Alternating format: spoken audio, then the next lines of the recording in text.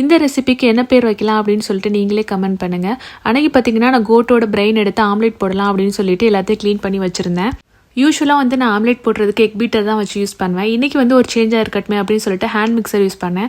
அதில் வந்து ஃபஸ்ட்டு வந்து கோட்டோட பிரெயின் போட்டுட்டு அதுக்கப்புறம் வந்து ஒரு 3 முட்டை, அதுக்கப்புறம் சின்ன சின்னதாக பொடியாக நறுக்கின வெங்காயம், பச்சை மிளகா, கருவேப்பிலை எல்லாமே நல்லா பொடி பொடியாக வந்து நறுக்கியாச்சு. அதுக்கப்புறம் வந்துட்டு கொத்தமல்லி, 2 ஸ்பூன் இஞ்சி பூண்டு பேஸ்ட்டு, அதுக்கப்புறமா பெப்பர் தூள், அப்புறம் வந்து உப்புத்தூள், மிளகாய் தூள், மஞ்சள் தூள், அதுக்கப்புறம் வந்து கரம் மசாலா.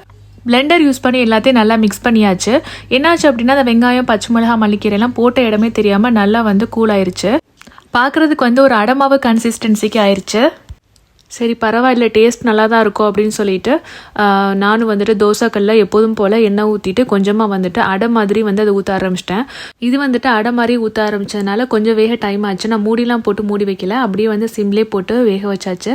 ஆனால் அது எடுக்கும்போது மட்டும் வந்து கொஞ்சம் கவனமாக எடுக்கணும், இல்லைனா வந்து பிஞ்சு வந்துடும். எனக்கு வந்து பார்த்திங்கன்னா ஒரு 4 ஆம்லேட் கிட்ட வந்து கிடச்சிச்சு. டேஸ்ட்டு பார்த்திங்கன்னா ரொம்ப சூப்பராக இருந்துச்சு. அந்த மூளையோட ஸ்மெல்லே தெரியல, ரொம்ப நல்லா இருந்துச்சு. கிட்ஸுமே வந்து ரொம்ப விரும்பி சாப்பிட்டாங்க.